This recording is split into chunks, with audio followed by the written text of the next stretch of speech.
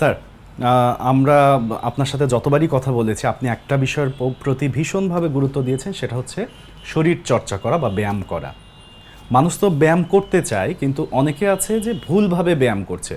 অনেক সময় দেখা যায় যে আপনাদের কাছ থেকে ফিজিওথেরাপির যে এক্সারসাইজগুলো আছে সেগুলো নিজেরা ইউটিউব দেখে বাসায় প্র্যাকটিস করছে।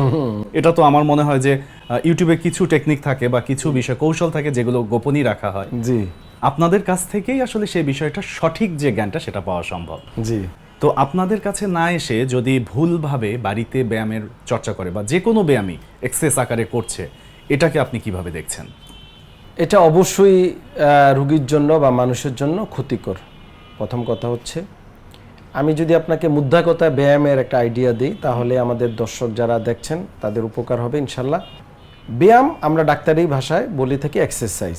এখন আসেন, এক্সারসাইজ আবার দুই টাইপের।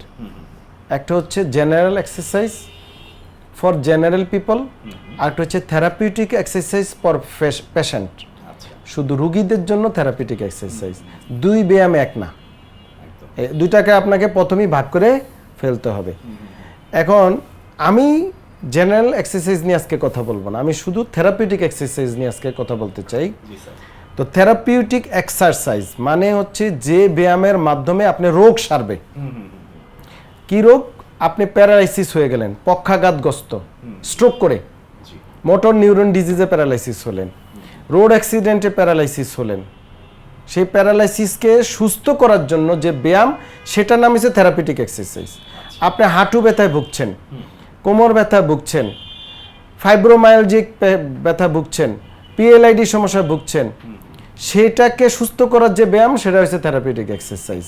আপনি তো একজন মিডিয়ার লোক, আপনি বলেন এটার জন্য, ওই থেরাপিউটিক এক্সারসাইজের জন্য কি পড়ালেখা দরকার আছে কি নেই? অবশ্যই পড়ালেখা দরকার আছে। অবশ্যই আছে, এবং সেটা হতে হবে একাডেমিক, এবং হেলথ ইনস্টিটিউট বা মেডিকেল কলেজ বা মেডিকেল ইউনিভার্সিটি বা ইউনিভার্সিটি লেভেলের ডিগ্রি থাকতে হবে আপনাকে। এবং এই এক্সারসাইজগুলো আপনি জানেন এত অথেন্টিক এবং ইথিক্যালি এবং এত ড্রামাটিক্যালি কাজ করে। আমি যদি বুঝাই, যেমন দেখবেন একজন স্পোর্টসম্যান, ইন্টারন্যাশনাল খেলা চলছে, সারা বিশ্ব তাকে আছে ক্যামেরার মধ্যে, টেলিভিশনে, কি রোনালদো বল কিক করতে গিয়ে পড়ে গেল, সব হতাশা, কি হলো তার ইনজুরি, 5 মিনিট পরে সে কিন্তু আবার মাঠে ঢুকলো এবং সবাই হাতে তালি দিচ্ছে। How can it possible? Possible আমাদের মতো চিকিৎসকের মাধ্যমে। তাহলে বুঝেন কত দ্রুত তাকে রিকভারি করে আবার মাঠে পাঠানো যায়। এটা কিন্তু জেনারেল এক্সারসাইজ না, এবং এই জন্য আপনাকে প্রয়োজনে পোস্ট ডক্টরাল লেভেলের পড়ালেখা থাকতে হবে, ডিগ্রি থাকতে হবে, এবং রোগী দেখার বাস্তব অভিজ্ঞতা থাকতে হবে। আমি যদি এক্সারসাইজের নাম বলতে থাকি, লোডস অফ এক্সারসাইজ নাম আছে থেরাপিউটিক এক্সারসাইজ, যেটা আমার মতো অনেক চিকিৎসক নামও শুনে নাই।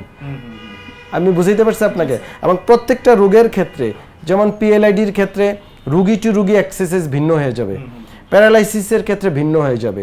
এখন যদি অন্য চিকিৎসক হয়, অন্য সাবজেক্টের, ধরেন চিকিৎসক হতে পারে হোমিওপ্যাথি, হতে পারে অ্যালোপ্যাথিক অ্যানাদার চিকিৎসক, হতে পারে সে নিউরোলজিস্ট, কার্ডিওলজিস্ট, বা অনেক চিকিৎসক তো আছে। চিকিৎসক তো মানে যে কোনো একজন না, অনেক মাল্টিডিসিপ্লিনারি চিকিৎসক আছে।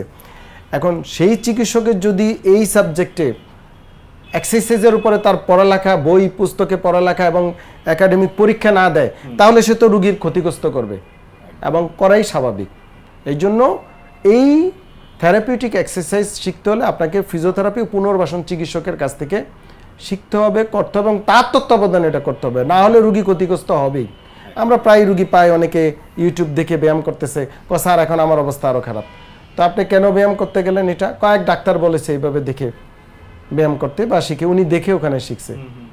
একটা ব্যায়ামের অ্যাম্প্লিটিউড থাকে, এটার একটা ওজনের ইস্যু থাকে, মাসেলের গ্রেডিং ইস্যু থাকে, আমি বলি মাসেল পাওয়ার, এন্ডুরেন্স, মাসেলের কোঅর্ডিনেশন, মাসেলের ফাইবার কি অবস্থা আছে, সেটা কতটুকু হাইড্রেট আছে, সেটা একজন ফিজিওথেরাপি চিকিৎসক ছাড়া বাকিদের বোঝা কোনো মানে ওইভাবে ডিপলি জানার সুযোগ নাই, বা তার ওই সাবজেক্টের লোক না। সো এই জিনিসটা খুবই ইম্পর্টেন্ট, রোগীদের সচেতন হতে হবে, বুঝে শুনে চিকিৎসকের মাধ্যমে, যারা বাত ব্যথা পুনর্বাসন ফিজিওথেরাপি চিকিৎসক, তাদের মাধ্যমে এই চিকিৎসাটা বা ব্যায়াম থেরাপিউটিক এক্সারসাইজ করতে হবে। খুবই চমৎকার করে বললেন স্যার, অনেক ধন্যবাদ। আপনাকে অনেক ধন্যবাদ। নাগরিক টেলিভিশনকে অসংখ্য ধন্যবাদ।